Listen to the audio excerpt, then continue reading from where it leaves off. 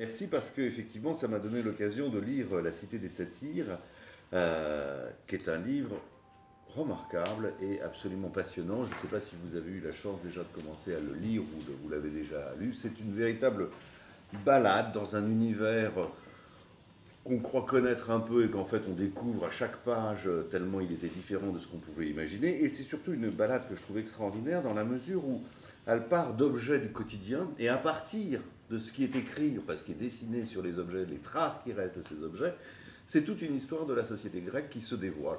Et alors là, de façon absolument exceptionnelle. D'abord, je trouve que c'est d'une richesse scientifique, mais ça, le directeur d'études à l'école des hautes études en sciences sociales, qui est un lieu assez connu pour n'avoir que des gens formidables. Mais au-delà de ça... Ouais, no comment. It was a joke.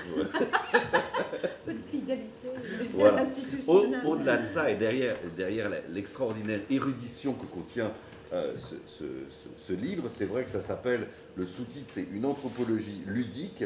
Alors moi, je suis anthropologue, je me demandais bien ce que ça pouvait être une anthropologie ludique. Et surtout, vu le type d'anthropologie que je fais, qui est franchement pas très ludique, j'avais quelques interrogations. Eh bien oui, c'est ludique, c'est très plaisant à lire. On y découvre plein de choses, et cette figure du satyre sur laquelle on ne va pas cesser de vous interroger, parce qu'elle est complexe, elle est riche, vous la déployez dans tous les sens, et bien on y apprend beaucoup de choses. Alors moi j'aimerais que vous nous disiez comme ça, là, rapidement, au fond c'est quoi un satyre et à quoi ça sert surtout, parce que visiblement, enfin je crois, j'y reviendrai après, ça n'existe pas. Dans mon enfance, on en parlait des satyres. C'était pas les mêmes, et j'en dirai quelques mots tout à l'heure, si vous voulez bien. Mais là, c'est un personnage qui n'existe pas, qui n'est pas complètement mythologique, comme vous le dites, et pourtant, il a une fonction sociale absolument cruciale. Est-ce que vous pouvez nous en dire plusieurs mots?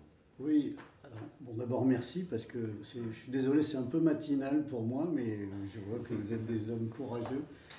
J'ai pas cet entraînement. Et des femmes.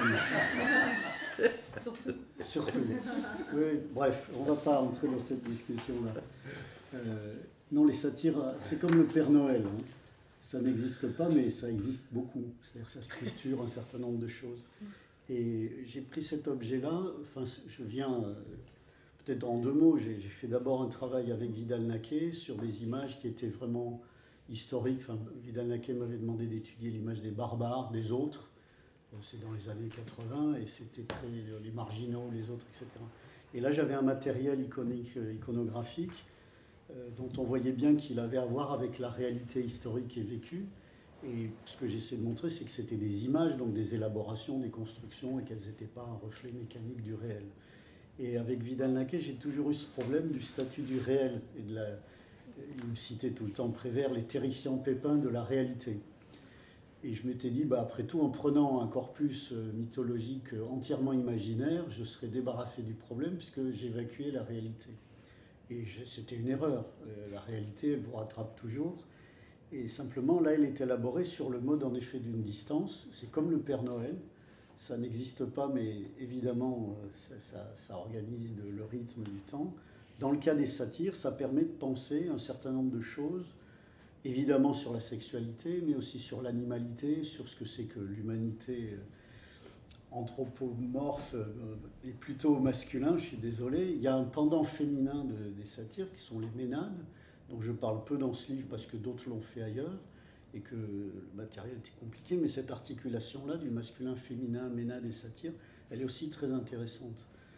Moi, ce qui m'avait intéressé, c'est que les images grecques sont sur des objets, c'est sur des vases, des pots, donc comme si toute cette vaisselle ici était décorée de nains de jardin, et ça existe, hein, on fait plein de choses avec des mugs, et sur les mugs, on met des tas d'histoires qui disent quelque chose des gens qui s'en servent, donc on a son prénom, on peut faire plein de choses avec ça.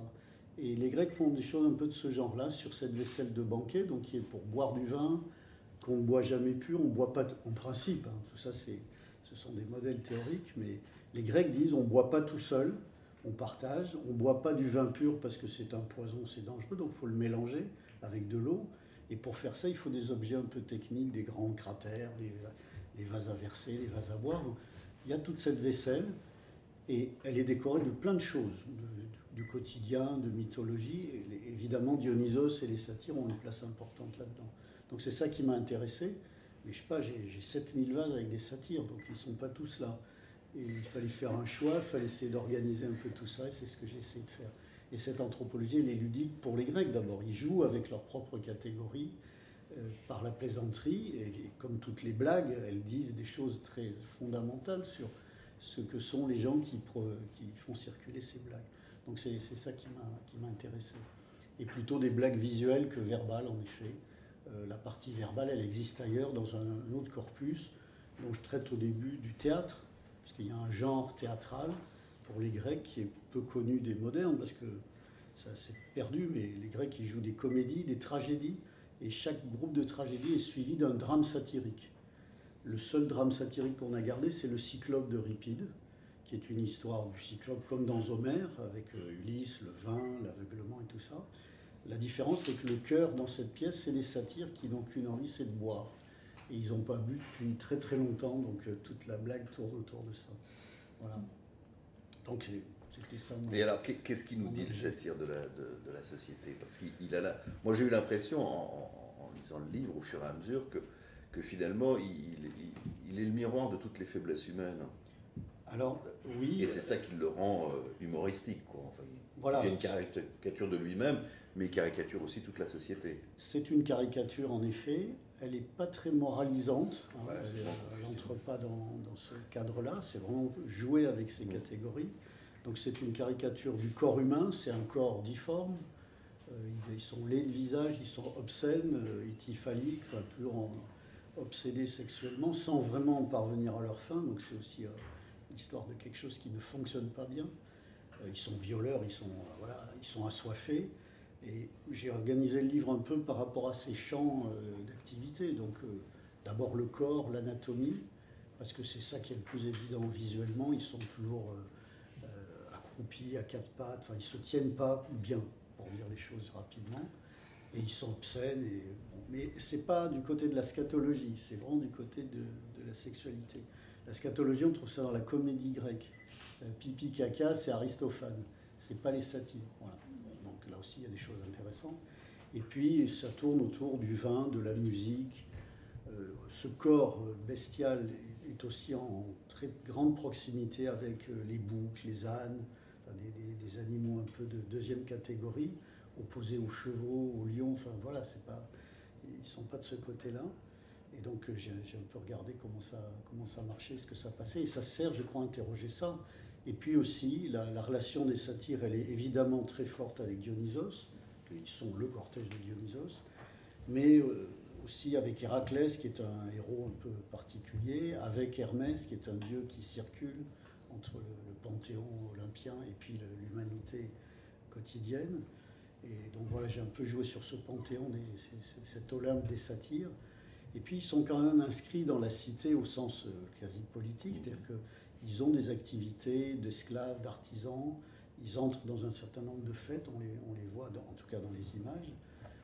Et donc ça permet de repenser toutes ces activités sur un mode décalé, comme ça. C'est une espèce de prisme à travers duquel on voit la cité s'activer.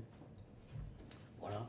On voit bien aussi l'évolution de cette figure, parce qu'elle n'est pas stable, elle se modifie avec le temps, elle devient de plus en plus, enfin ou alors c'est l'organisation des chapitres qu'il faut, mais à la fin quand même presque philosophique, il y a une dimension de sagesse qui peut apparaître dans la présence du satire, et cette évolution, elle se continue après, parce qu'on se dit il y aura d'autres volumes. Alors, je ne vais peut-être pas les faire, mais on pourrait faire un tome 2 qui serait ce monde-là à époque hellénistique et romaine, et certainement un tome 3 sur le satire moderne. Ça a été fait, les satires à la Renaissance, ça existe.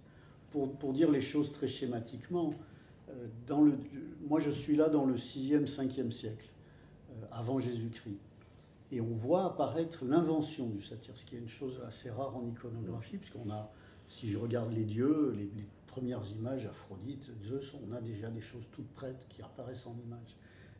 Du côté des satyres, c'est vraiment une chose qui s'invente à partir de corps grotesques corinthiens, où on a des types qui boivent, qui picolent, qui ont des gros derrière, enfin, assez proches de la comédie, c'est ça qui fait rire les Grecs. Bon. Et de ça, on élabore progressivement cette espèce d'homme, âne, cheval, que sont les satyres. Et ils ont leur propre vie autonome. Et puis sur la fin du 5e siècle, le livre s'arrête là, on les voit se croiser, surtout Eros, c'est-à-dire la partie érotique, mais plutôt esthétique. C'est-à-dire Eros, c'est un beau jeune homme désirable. Le satyre, il n'est pas du tout désirable. Enfin, l'idée qu'on ait un énorme sexe, c'est quelque chose qui fonctionne dans le cinéma pornographique américain. C'est ça qui est enviable. Pour les Grecs, c'est absolument, c'est une monstruosité. Être bien monté, comme on dirait vulgairement, ça va pour un âne. Et les satyres sont des ânes de ce point de vue-là. Mais l'esthétique grecque ne souhaite pas ça. Aucun texte ne dit ça, c'est vraiment plus on a un grand sexe, plus on est viril. C'est pas vrai. C'est pas comme ça que ça marche. Donc les satyres sont une caricature de ça. Mais on les voit. Donc, et Eros, c'est le pendant esthétique, désirable, de ce que le satyre est du côté purement mécanique d'un sexe qui serait une machine, qui d'ailleurs ne réussit pas. Ils sont constamment frustrés, ils ratent leur objectif. Alors il y a ça. Il y a une autre catégorie qui apparaît aussi, qui est, dans le livre je montre qu'elle est très différente au début, c'est les centaures. Les centaures sont aussi des hommes chevaux, mais sur un mode différent. D'abord, ils sont des hommes chevaux, mais pas des hommes ânes. Donc ils sont dans la catégorie sérieuse et noble. Et ils sont sexuellement très excités aussi. Et ce sont des violeurs, mais des violeurs qui réussissent davantage que les satyres. Toutes les histoires de violence des centaures, elles tournent autour d'agresser la mariée, de casser le mariage. Ils violent Déjanire, qui est l'épouse d'Héraclès. Ils sont invités au mariage de Pirithos, le roi des Lapides, et c'est des cousins, donc on invite ces cousins un peu bizarres. Évidemment, dès qu'ils ont picolé, ils sautent sur la mariée et ils violent la mariée. Donc tout le mariage explose. Ça, c'est les centaures. Et je le raconte sur un mode ironique, mais c'est tragique du côté c'est pas drôle. Les histoires de centaures, elles sont pas drôles, alors que les histoires de satyres, elles sont drôles parce qu'elles échouent. Et que, voilà, ils n'arrivent pas à leur fin. Donc, à époque archaïque, 6e, 5e, les centaures et les satyres pratiquement ne se rencontrent jamais dans les images. C'est deux mondes séparés. Mais fin 5e, 4e siècle, parce qu'ils entrent dans cette grande catégorie de l'animalité, du désordre, tout, on les met ensemble, et d'ailleurs ils deviennent plus sympas et moins agressifs, et on a des images d'Italie du Sud, du 4e siècle, avec Dionysos à cheval sur un centaure, ce qui est impensable au 6e siècle. Ça ne fonctionne pas comme ça. Et ça continue, donc on intègre des pans, des faunes, et ça devient une espèce d'immense cortège, une espèce d'arche de Noé, de tous les hybrides possibles dans un monde imaginaire plutôt apaisé. Donc il y a aussi des hippocentaures, enfin des grands cortèges, les mosaïques romaines montrent ça. Et ce grand fatras, là, qui fonctionne par accumulation, là il y aurait d'autres choses à regarder, et du coup c'est beaucoup moins ludique, c'est plus un monde fantastique et imaginaire. Voilà. Et puis la Renaissance, et même le Moyen-Âge, lit ces choses-là du côté d'un christianisme qui voit ce monde comme un paganisme, et le satire comme le diable. Et donc, et là, ça devient moralisateur, en effet. Et ce sont des objets de tous les jours? Alors, ce que j'ai là, oui, enfin, c'est pas on les montre aux difficile. Enfants et tout, c'est difficile à dire. Nous, on a ces objets, on les trouve dans des tombes étrusques. Ouais. Donc même pas en Grèce. Donc il y a une deuxième histoire dans laquelle je n'entre pas ici. En gros, c'est comme la porcelaine de Chine en Europe au XVIIIe. C'est des objets exotiques importés dans une culture qui les lie à la fois avec des références grecques, mais aussi à sa manière. Et sur ça, on n'a pas de texte. Vous savez, l'étrusque, c'est une langue qui a un alphabet de type grec, donc on peut lire les textes étrusques, mais on ne les comprend pas. Donc c'est comme si vous lisiez, je ne sais pas, un texte... mettons en danois, mais peut-être c'est insultant de vous imaginer qu'on ne lit pas le danois. Et voilà, donc on peut le lire, mais on ne comprend pas. Et l'étrusque, c'est un peu ça. Et c'est même plus compliqué, parce que le danois, en somme, c'est une langue indo-européenne, et on pourrait y arriver dans un petit effort. L'étrusque, ça a l'air d'une langue difficile à classer. Donc on n'a pas de texte étrusque qui nous raconte leur réaction par rapport à ça. On a un immense matériel, on a plus de 100 000 vases grecs, dont 75 000 viennent d'Étrurie. Le reste vient de Grèce, de Turquie, d'autres sites et dans des états beaucoup plus fragmentaires. Donc l'essentiel du matériel, là, vient d'Étrurie et a été lu secondairement par une autre culture. Mais ils sont fabriqués à Athènes, on est à peu près sûr de ça, même sûr de ça. Et ils ont à Athènes leur propre histoire. Donc c'est là que je me situe. Et là, c'est des objets quotidiens, oui et non, c'est des objets du banquet, comme c'est dit.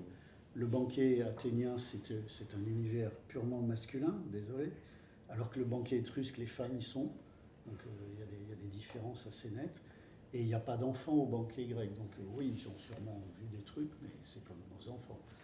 Ça ne leur est pas directement destiné. Alors, je disais tout à l'heure que ça m'avait évoqué un point de mon enfance, puisque quand j'étais petit, la grande crainte, je me promenais régulièrement au bois de Vincennes, c'était qu'on rencontre un satyre. Le satyre de la Villette. Et c'était le mot. Et alors, ce qui m'a surpris en lisant votre ouvrage, c'est que la figure du satyre dont on me parlait dans mon enfance, elle n'est pas drôle du tout, elle est vraiment très très inquiétante, elle fait très peur. C'est celui qui anticipe le pervers pédophile, à une époque quand même où la pédophilie institutionnelle était plutôt bien tolérée en France. On ne parlait pas de pédophilie, on parlait des satyres, ça se faisait régulièrement, on n'en parlait pas. Et au moment où finalement la pédophilie institutionnelle a été criminalisée, j'ai eu l'impression que le mot de satire a un peu disparu de notre vocabulaire. Mais comment se fait-il, alors je sais que ce n'est pas exactement votre sujet, mais comment se fait-il que dans l'évolution progressive du satire, il a perdu son image caricaturale pour devenir non seulement celle du diable, mais vraiment l'anticipation du criminel, quoi. Je crois qu'il y a une histoire longue, évidemment, hein, des mots, des figures et de l'imaginaire. Si vous lisez les nouvelles en 3 lignes de Fénéon, qui sont un chef-d'œuvre absolu d'écriture, il y a beaucoup de satire là-dedans, et qui sont de cette typologie-là, c'est-à-dire le violeur, le type à la sortie des écoles. Moi, j'ai cité Queneau, il y a cette pièce de René de Obadiah, le satyre de la Villette. C'est cette image-là. C'est-à-dire, en effet, soit le pédophile, soit le vieux monsieur qui saute quand il en a l'occasion. Et en effet, moi aussi, enfant, dans le métro, il m'est arrivé de me faire peloter une fois. Je rentre chez moi, je raconte ça à ma mère, j'avais une dizaine d'années, et elle me dit, tu lui donnes un coup de pied dans les couilles et tu t'éloignes le plus vite possible.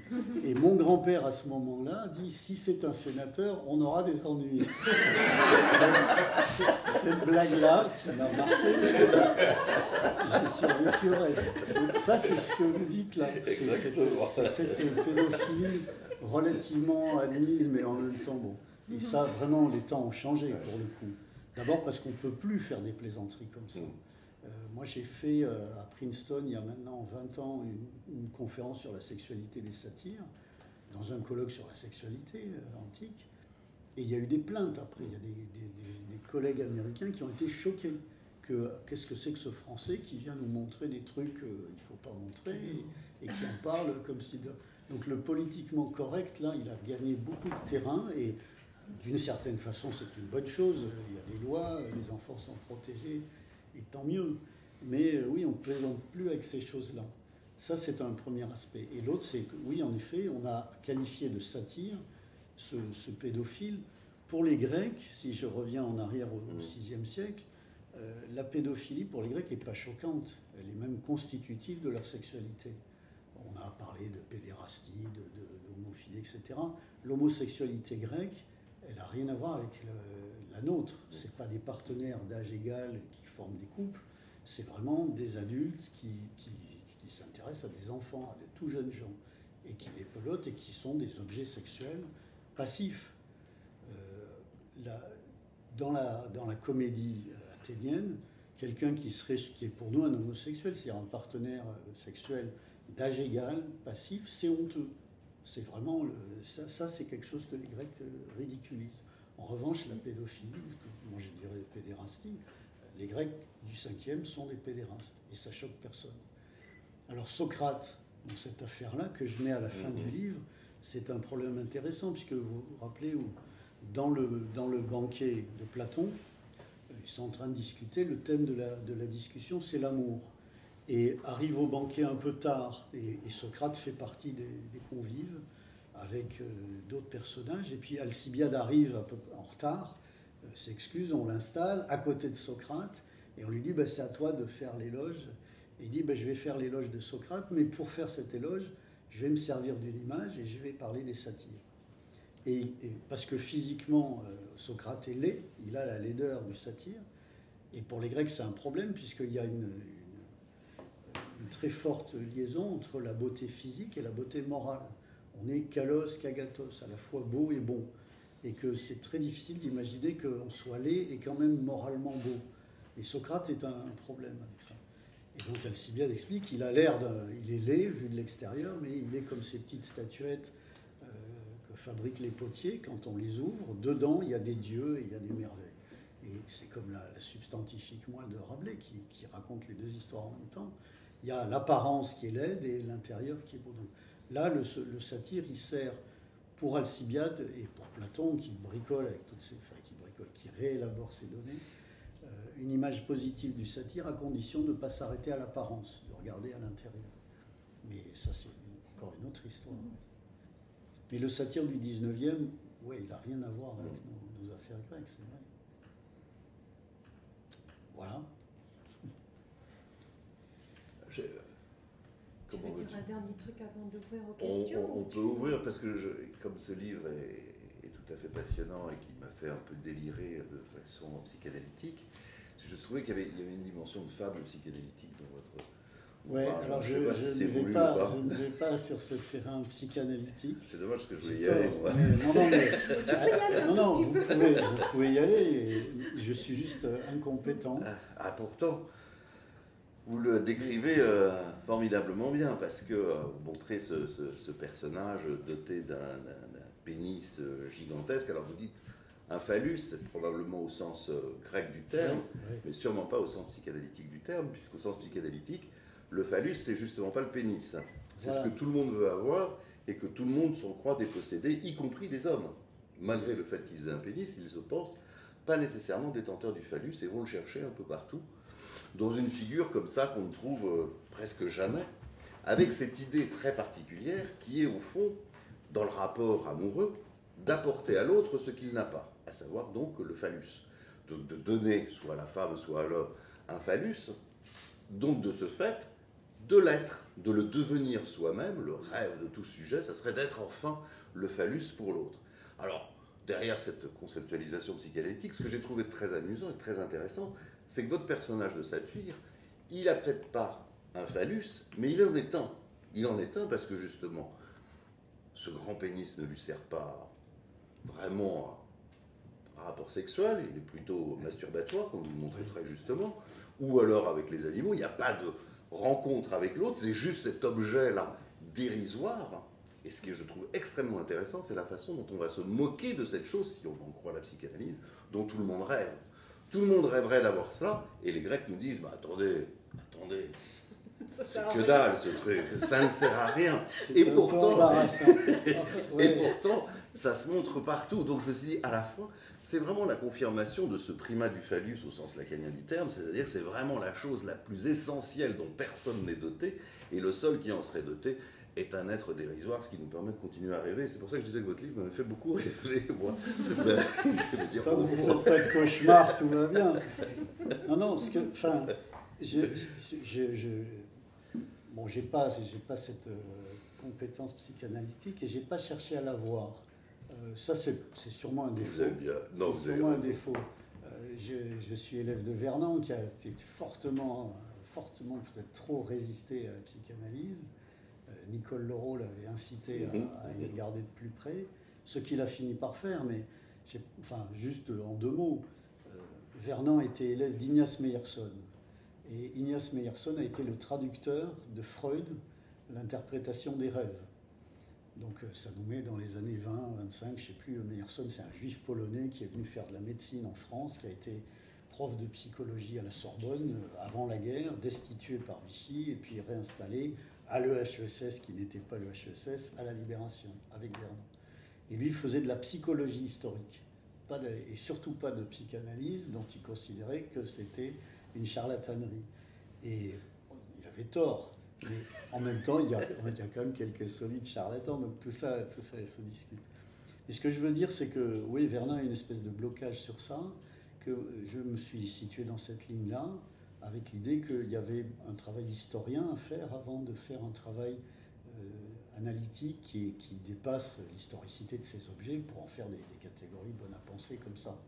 Mais peut-être je caricature et j'ai tort. Ce que j'ai essayé de faire, du côté du phallus, parce que les Grecs ont inventé un truc tout à fait intéressant qui est un oiseau phallus, je pense, j'en ai un quelque part qui traîne. Le phallus lui-même devient un objet autonome. Et dans les mains des satyres, c'est un objet encombrant. Il est tellement démesuré que c'est pas pratique du tout. Donc ça devient une lance, c'est ce que vous avez à la figure 152, ça devient un objet indépendant, ou bien un truc qu'on trimballe en procession et qu'on sait historiquement. On fabrique un énorme phallus, probablement grand comme cette table, à Délos, pour les fêtes de Dionysos, et on le balade dans les rues et il est le phallus. Mais Dionysos n'est jamais ityphalique, par exemple. Donc il est à la fois en rapport avec cette force, cette énergie physique comme ça, mais il n'en est pas lui-même le porteur ou le moteur. Et j'ai trouvé que ça, c'était assez intéressant. Alors, c'est quelque chose qui apparaît dans le livre. Il faut regarder, il y a d'autres bouquins qui ont fait ça sur le... Mais voilà, mes satyres, ils sont un petit peu... ils font du phallus un outil, un objet autonome, une arme. Ils sont parfois à cheval sur le phallus. Je ne sais pas où j'ai mis ça, mais ça traîne quelque part.